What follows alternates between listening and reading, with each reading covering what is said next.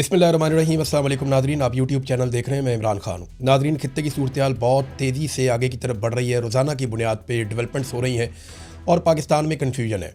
पाकिस्तान की सरकार को कन्फ्यूजन इस बात की है कि पाकिस्तान ने खड़े कहाँ होना है, जाना कहाँ है। अगर फुल फ्लैज वॉर हो जाती है तो पाकिस्तान को पोजीशन लेनी पड़ेगी, क्योंकि अभी सऊदी अरब ने पाकिस्तान को बहुत पैसा दिया है और इसके अलावा अमेरिका का एक दबाव भी पाकिस्तान के ऊपर रहेगा और इसराइल की तरफ पाकिस्तान का एक झुकाव भी बढ़ता जा रहा है बोर्ड ऑफ पीस में जाने के बाद।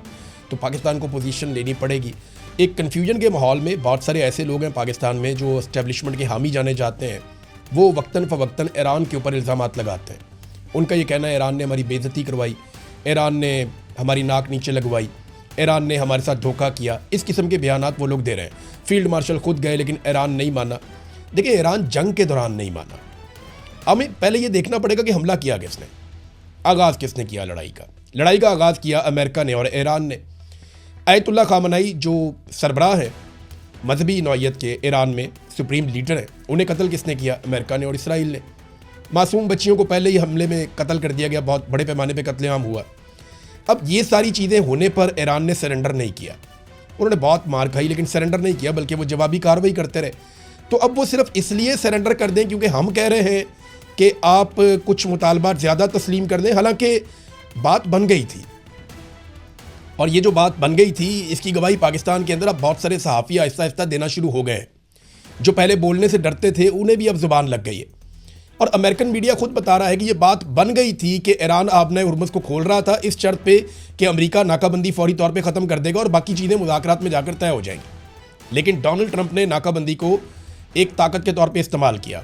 इस वक्त अमरीकी ताकत खित्ते में कहाँ कहाँ जमा हो चुकी है और किस तरीके से वो ईरान को घेरा डाल रहे हैं, इस पे मैं आपको मैप पे लेकर जाऊंगा। यानी हमें एक दफ़ा फिर जाना पड़ेगा मैप पे और चलते हैं मैप पे। जी नादरीन, तो ये है मैप और ये जनाब अमेरिका और ये वो रीजन है जहां लड़ाई चल रही है या जहां पे सारा फड्डा है। ये आपने थोड़ा सा याद रखना है कि समंदर कौन कौन से हैं। सिर्फ ये मैं आपको दिखाने के लिए वर्ल्ड मैप मैंने आपको दिखाया, पूरी दुनिया का नक्शा है ये, सिर्फ ये दिखाने के लिए कि यहां पे समंदर कौन कौन से हैं।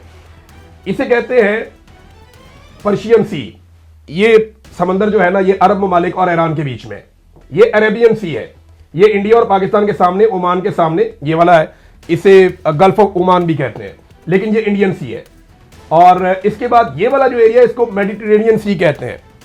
ये तीन समुद्रों को आपने याद रखना है, 1, 2 और ये 3। और ये रेड सी है, ये सऊदी अरब और अफ्रीकी ममालिक के बीच में। रेड सी मैंने आपको पहले बताया हुआ है। ये सिर्फ आप ये नक्शा देख लें, उसके बाद जरा यहां पे आप आ जाए और आपको जरा क्लियर करके मैं दिखा देता हूं। ये जनाब ईरान है, ये पर्शियन गल्फ है, ये गल्फ ऑफ ओमान है। ये बिल्कुल छोटा सा एरिया है गल्फ ऑफ ओमान। ये आबनाए हुर्मुज़, ये इसके बाद गल्फ ऑफ ओमान। ये वो जगह है जहां से अमेरिका ने ब्लॉकेज लगाया हुआ है पाकिस्तान और ओमान के बीच में। और ये वाला जो समुद्र का बड़ा हिस्सा है, ये अरेबियन सी भी इसको कहते हैं, इंडियन ओशियन भी इसको कहते हैं। तो ये एरिया अलग है। ये रेड सी है, यहां से नीचे से ये आपको बाबे मंदब नजर आ रहा है, यमन के बिल्कुल साथ, अफ्रीका और गल्फ ममालिक के बीच में, खलीजी ममालिक और अफ्रीका के बीच में, यमन और जबूती के किनारे पे ये एक बीच में एक एरिया है जिसको आप कहते हैं, ये मैंने आपको निशान लगा दिया, ये वाला एरिया, इसको आप कहते हैं बाबे मंदब।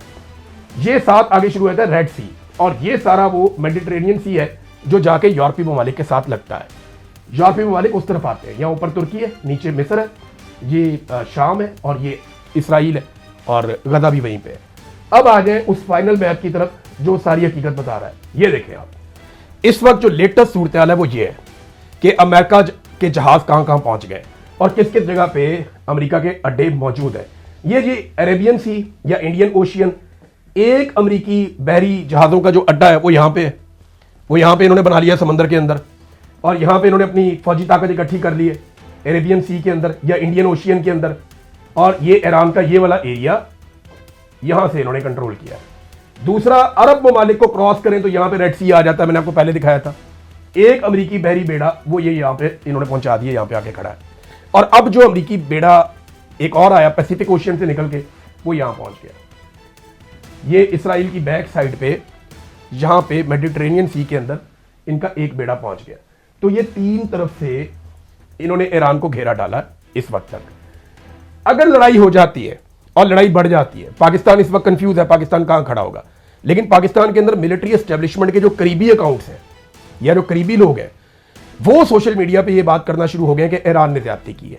ये पहले भी कर रहे थे और पहले कुछ मैसेजेस भी मिलिट्री एस्टेब्लिशमेंट के लोगों की जानिब से या डायरेक्ट उनकी जानिब से सहाफ़ियों को भिजवाए गए थे, जिसमें कहा गया था कि ईरान की मजम्मत शुरू करो। तो हमें यह पता है कि जिस वक्त सऊदी अरब दबाव डालेगा, क्योंकि बहुत पैसा दिया सऊदी अरब ने, तो पाकिस्तान को पोजीशन लेनी पड़ेगी। तो ये एक और साइड हो सकती है जहां से कुछ दबाव ईरान के ऊपर बढ़ाया जा सके, लेकिन पाकिस्तान नहीं भी करेगा तो पाकिस्तान को करना पड़ेगा। वजह यह है कि सऊदी अरब और सऊदी अरब का पैसा, अभी हमने यूएई का पैसा वापस किया, सऊदी अरब से लेके वापस किया, यहां से पैसा लिया, यहां पे वापस कर दिया। हमारा इसमें कोई कमाल नहीं है, हमारे ऊपर पैसा उतना ही चढ़ा हुआ है, शायद उससे ज्यादा चढ़ गया है, क्योंकि और कर्जा भी हम लेते चले जा रहे हैं। तो ये इस वक्त सिचुएशन है खित्ते में जहां पे अमेरिका ने अपनी इतनी फौज लाकर इकट्ठी कर दी है कि इस फौज के साथ पूरी एक जंग लड़ी जा सकती है। पहले इस रीजन में अमेरिका ने कभी इतनी ताकत इकट्ठी नहीं की जितनी अब की है। वापस चलते हैं मेन स्टूडियो में। तो नाज़रीन, आपने देख लिया मैप के जरिए से कि सूरत इस वक्त क्या है और मशरिक़ वस्ता में ईरान को कैसे घेरा पड़ा हुआ है।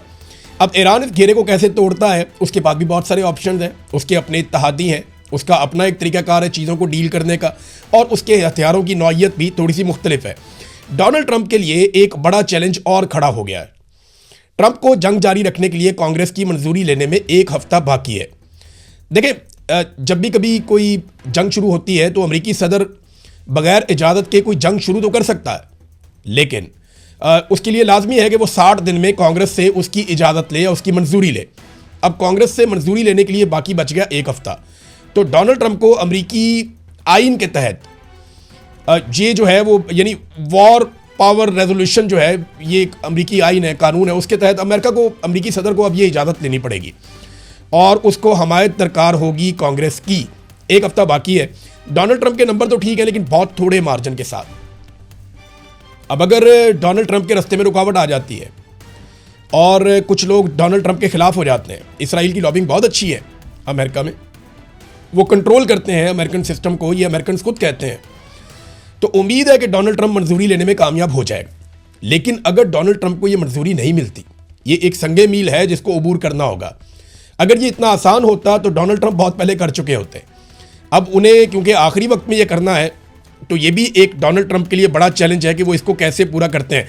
इसराइल ने बहरहाल ऐलान कर दिया है कि वो सिर्फ अमेरिका के इशारे का इंतज़ार कर रहा है और वो बड़ी तबाही फैला सकता है। इसराइली वज़ीर दिफा का जो स्टेटमेंट है वो ये है कि अमेरिका की इजाज़त मिलते ही खामनाई के पूरे ख़ानदान को हम ख़त्म कर देंगे। आयतुल्लाह खामनाई किस हालत में है इस वक्त? आयतुल्लाह अली खामनाई तो शहीद हो गए हैं, जो मुज्तबा खामनाई है वो किस हालत में है ये मैं आपको बताता हूँ आगे चलकर। लेकिन इसराइल ने एक बार फिर ईरान को संगीन नताइज भुगतने की धमकी देते हुए अपनी अमेरिका के साथ दोस्ती का भी इजहार किया है। उन्होंने कहा जी कि अमेरिका ने अगर हमें कहा, ये वज़ीर दिफा है इसराइल का, उसने कहा कि ईरान के खिलाफ दोबारा जंग शुरू करने के लिए मुकम्मल तौर पर तैयार हो चुके हैं, सिर्फ अमेरिका के ग्रीन सिग्नल का इंतज़ार है। ईरान को तारीकी और पत्थर के दौर में हम धकेल देंगे और आयतुल्लाह मुज्तबा खामनाई के पूरे ख़ानदान को इस मरतबा ख़त्म कर देंगे। हालांकि पहले ही ये ख़ानदान आधा कत्ल हो चुका है। अब तक के लिए इतने, अपना ख्याल रखिएगा, अपने इस चैनल का भी। अल्लाह हाफ़िज़।